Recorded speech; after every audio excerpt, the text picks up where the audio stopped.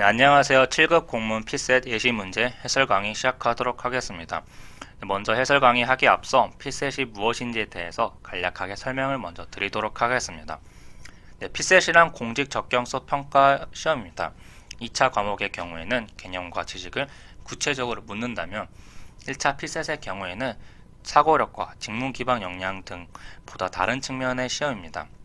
구체적으로는 언어 논리, 자료에서 상황 판단 등 이 세 가지 과목이 출제되기 때문에 각 과목마다 특징에 맞는 공부 방법을 찾아서 수험 생활을 해주시면 바람직할 겁니다.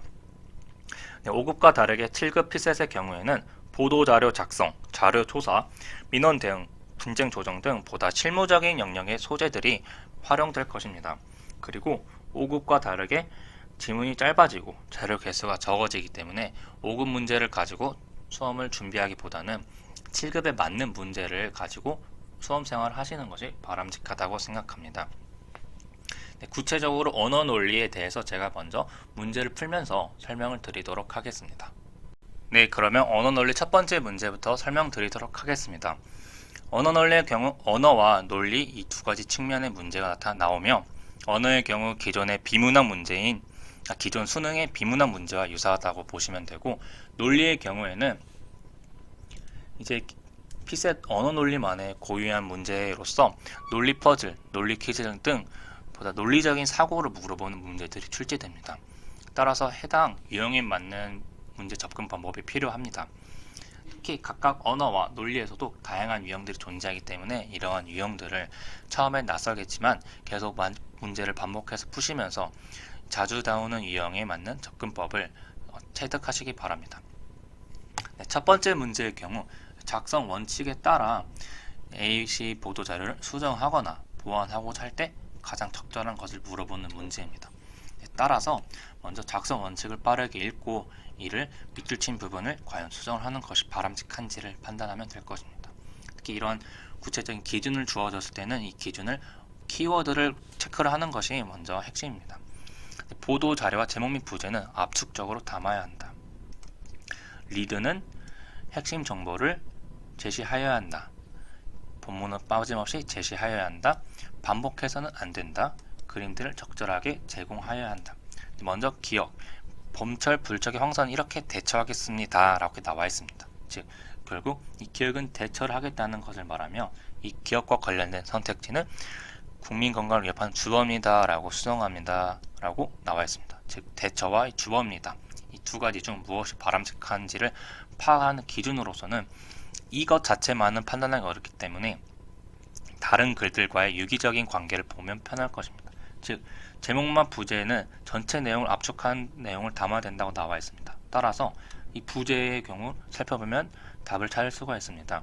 대응책의 강화와 시민행동 요령 내용 등 철저한 대비로 황사 피해 최소화, 즉 어떤 식의 대비를 하겠다라는 것을 나타내는 글이지 이것이 과연 황사가 암을 유발한다, 아니면 미세먼지를 통해서 이 기관지를 안 좋게 한다 등 부정적 효과를 나타내는 글이라기보다는 어떻게 대처를 하겠다라는 것이 더 바람직한 것을 알 수 있습니다. 따라서 1번은 틀린 선택지가 됩니다.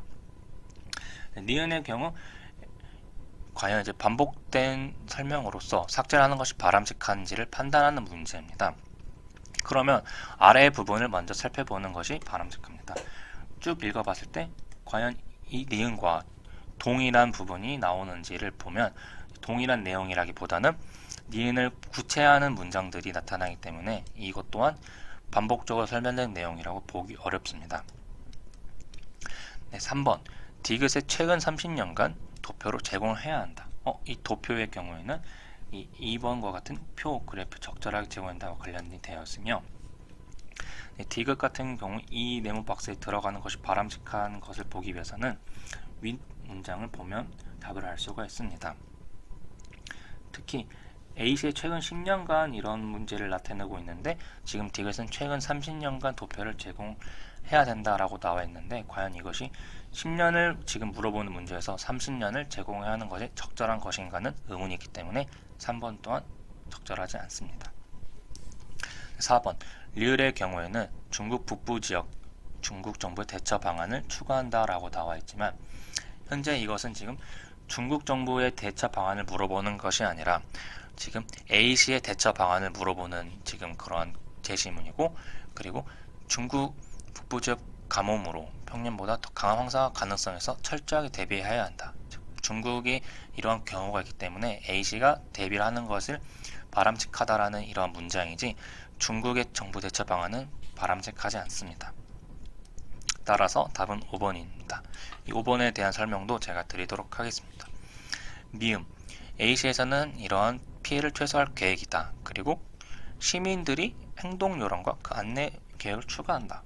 어떤 분들의 경우 이제 과연 이것이 시민들의 내용이 들어간 것이 바람직하냐, A시에 대한 내용이 아니냐라고 해서 헷갈릴 수 있겠지만, 지금 현재 제목과 부제를 살펴보면 대응책 강화와 시민 행동 요령 안내 등 철저한 대비이기 때문에 이러한 시민 행동 요령 안내도 들어가야 됩니다.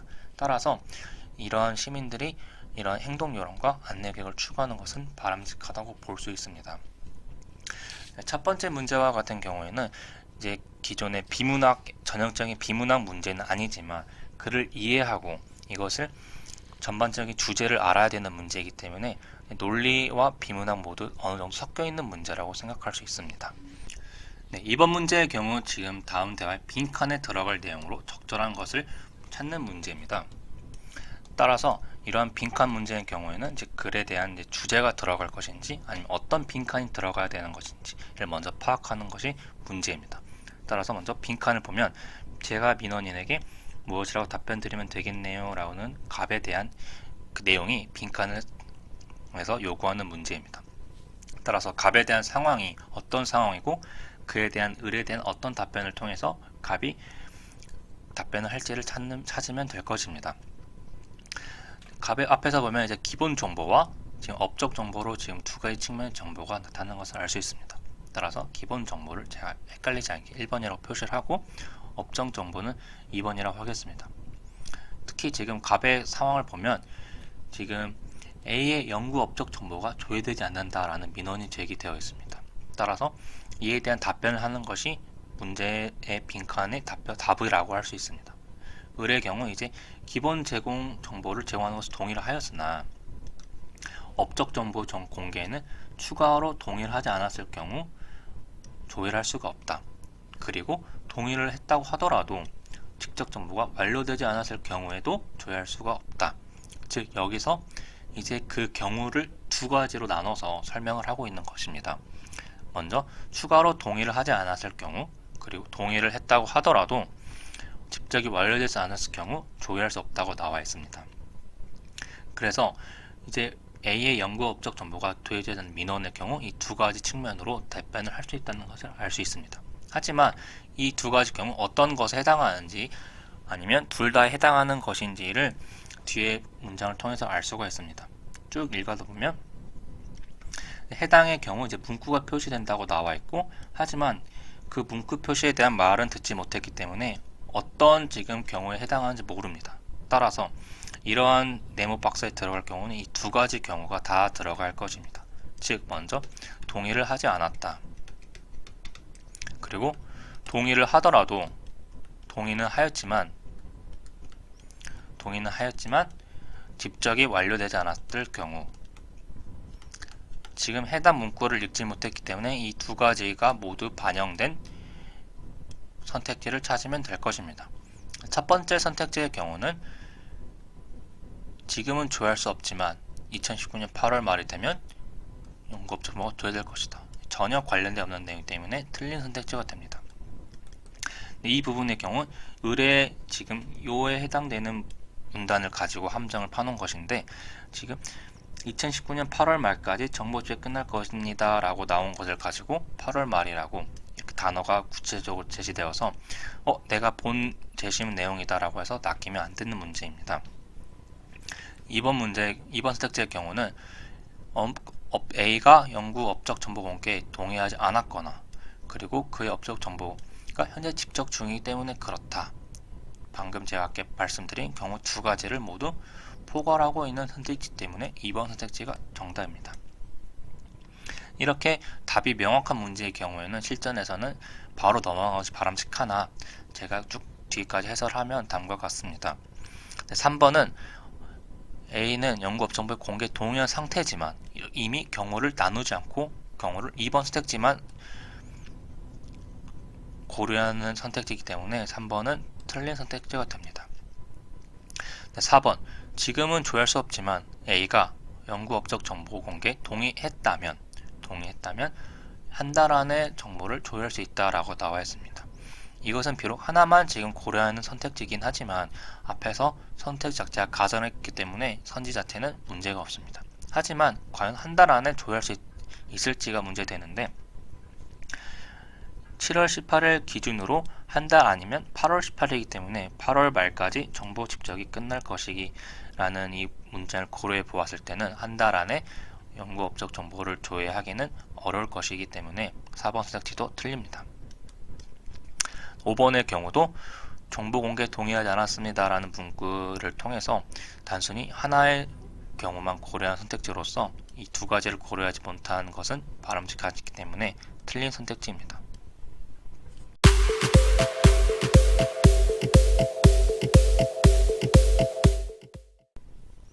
3번 문제입니다. 3번 문제의 경우 운영 규정과 운영 조례 등 보다 실무적인 소재가 나타나는 문제입니다. 따라서 이러한 실무적인 그런 소재들이 보다 빈출될 수 있기 때문에 7급을 언어 논리의 경우에 있어서는 이러한 유형에 있어서 조금 익숙해지시는 것이 좋을 것 같습니다. 3번 문제에 대해 설명하겠습니다. 다음 글의 기억의 내용으로 적절한 것을 묻는 문제입니다. 따라서 기억이 어떤 내용인지를 파악을 하는 것이 우선입니다. 기억의 내용은 각각 같은 조건의 사람들도 서비스를 이용할 수 있도록 개정을 하였다라고 나와 있습니다. 따라서 이 갑이 어떤 이유로 장난감 대여 서비스를 이용할 수 없는지를 파악하는 것이 문제를 푸는데 키라고 생각합니다. 무직인 갑은 만 3세 이하의 손녀 돌봄을 위해 이용을 하려고 합니다. 하지만 이런 운영 규정에 따라서 지금 서비스를 이용할 수 없다고 안내를 하였고 이런 운영 규정의 경우 회원으로 등록하여야 한다. 그리고 5세 이하의 자녀를 두어야 한다. 아니면 소재 직장 재직자여야 된다. 구비 서류를 제출하여야 된다. 여기까지 읽었을 때 왜 갑이 과연 이용할 수 없는지를 먼저 파악을 할 수가 있습니다. 항상 이러한 문제의 경우 규정이나 조례 같은 문제의 경우 기준이 항상 있기 때문에 이 기준이 해당하는지를 파악하는 것이 가장 중요합니다. 따라서 하지만 이러한 기준을 모두 읽을 필요는 없고 이러한 핵심적인 키워드를 중심으로 파악을 하는 것이 중요합니다. 갑의 경우에는 지금 다 해당하지만 해당 손녀인지 아니면 지금 자녀인지가 가장 핵심적인 부분입니다. 그래서 이러한 부분을 개정을 한다면 조례를 통해서 운영 규정을 개정을 한다면 이를 이용할 수 있음을 생각할 수 있습니다. 쭉 아래 조례 같은 경우에는 이제 직계 존속으로 나와서 단순히 자녀라고 하지 않고 손녀에 해당하더라도 이용할 수 있도록 나오기 때문에 이 자녀라고 한 부분이 확실하게 문제인 것을 확인할 수가 있습니다. 그래서 선택지를 읽으실 때 이 자녀 부분을 수정을 해야 되는 것을 염두하고 선지를 읽고 그 선지를 찾는 것이 그런 식으로 문제를 풀어야지 선지를 읽고 이것이 맞는지를 찾는 것이 아닙니다. 따라서 지문을 읽고 본인의 답을 찾아서 선지를 읽어야 하는 것이지 선지를 통해서 하나씩 다 대입을 하여서 이것이 맞는 개정 방안인지를 찾는 것은 시간이 오래 걸리는 방법입니다. 먼저 운영규정 제95조 회원 등록되어야 된다. 전혀 관련 없는 내용입니다. 2번 만 5세 이것을 법정 보호자 또는 직계존속으로 개정해야 된다. 아까 계속 강조한 부분이 선택적으로 나오기 때문에 이 부분이 답인 것을 알 수 있습니다. 3, 4, 5의 경우에도 지금 다 조례에 관련된 내용이기 때문에 이 부분보다는 운영 규정이 지금 현재 문제라는 점에서 운영 규정을 개정하는 것이 바람직합니다. 따라서 3, 4, 5는 다 잘못된 선택지라고 보면 됩니다. 4번 문제 해설하도록 하겠습니다. 4번 문제 역시 1번 문제와 유사하게 수정하는 문제이기 때문에 모든 글을 다 읽을 필요 없이 해당 밑줄과 관련된 부분만 읽는 것이 전략적인 방법이라고 생각합니다.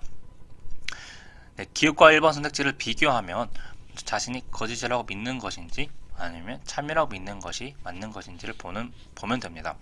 특히 이러한 밑줄 자체로 판단하기 어렵기 때문에 밑줄의 앞뒤를 통해서 판단하는 것이 바람직합니다. 기억의 뒷문장의 경우 문제는 이렇게 나와서 앞뒤가 지금 대조적인 상황임을 알려주고 있습니다. 즉 밑줄 뒤에 문제는 자신이 참이라고 믿는 것을 믿는 대로 말했는데 라고 해서 참의 경우를 설명했기 때문에 이 앞에는 거짓이라고 믿는 상황을 설명해야 합니다. 따라서 기억 선택지 자체가 맞습니다. 그러므로 1번 선택지는 수정하지 않아도 되기 때문에 틀린 선택지입니다. 니은 선택지를 비교해 보면 그 사실과 일치 여부가 키포인트고 2번 선택지의 경우에는 의도가 키포인트임을 알 수 있습니다. 글을 앞에서 읽어보았을 때 거짓말을 현재 지금 의도와 사실로 지금 구분을 하고 있음을 알 수가 있습니다. 따라서 과연 어떤 거짓말에 해당하는지를 보면 되는 것입니다. 하지만 이러한 앞에 있던 니은 선택지 앞에 이 경우에는 이라고 나와서 이 경우를 찾아보면 이 앞에 있는 예시를 대한 설명이기 때문에 이 예시를 통해서 이 니은 선택지가 사실과 일치 여부가 맞음을 알 수 있기 때문에 의도보다는 사실과 관련된 거짓말임을 알 수 있습니다. 따라서 2번 선택지도 틀린 선택지입니다. 3번 선택지의 경우에는 사실과 일치하는 내용인지 아니면 일치하지 않는 내용인지를 찾는 문제입니다. 이 디귿 선택지 역시 앞뒤 문장을 통해서 판단하면 됩니다. 디귿 뒤에 이런 거짓말이라고 나와서 지금 디귿 선택지를 설명해주는 문장입니다. 그러면 이런 거짓말은 결과적 거짓말이다. 그렇다면 이 디귿 선택지가 결과적 거짓말인지를 보면 되는데 사실과 일치하는 내용을 참이라고 말했을 경우 결과적 거짓말이 되지 않기 때문에 디귿 선택지는 3번 선택지처럼 일치하지 않는 내용이라고 해야 보다 바람직한 결과적 거짓말이 됩니다. 따라서 정답은 3번. 리을의 경우에는 의도적 거짓말에 더 잘 맞다. 리을의 경우에는 동일한 거짓말이다 라고 나왔지만 리을 뒤에 단순한 거짓말과 거짓말은 서로 구별되어야 한다고 하여서 동일한 거짓말은 틀리고 구별해야 된다가 맞습니다. 따라서 리을 4번도 틀렸으며 미음의 경우에는 우연히 진실을 말한 것인지 의도적으로 말하는 것인지에 대해서 살펴보면 됩니다. 미음 앞에 있는 다시 말해서가 이에 대한 근거가 되겠죠. 앞에 다시 말해서 즉 가령이라는 이 예시에 대한 설명을 읽어보면 우연히 진실을 말하는 것이 바람직한 설명이 되기 때문에 5번 또한 틀립니다. 이를 통해서 총 언어논리 4문제를 다 풀어보았는데 제가 느끼기에 5급 언어논리와 가장 큰 다른 점은 순수한 논리 문제가 출제되지 않았다는 것입니다. 즉 논리만을 물어보는 것이 아니라 논리 퀴즈나 논리 퍼즐이 직접적 출제되는 것은 아니라 언어 지문 안에서 논리를 물어보는 문제들이 나오는 것 같습니다. 따라서 앞으로 수험을 학습을 하실 때 글 자체를 이해하는 연습과 그리고 핵심 주장을 찾는 연습을 하시는 것이 중요할 것입니다. 그리고 앞으로 언어 논리에 대한 여러 가지 문제 유형이 있을 텐데 각각의 유형에 맞는 자신의 접근법을 찾아서 그것을 공부를 하신다면 언어 논리에서 높은 점수를 얻을 거라고 믿습니다. 수고하셨습니다.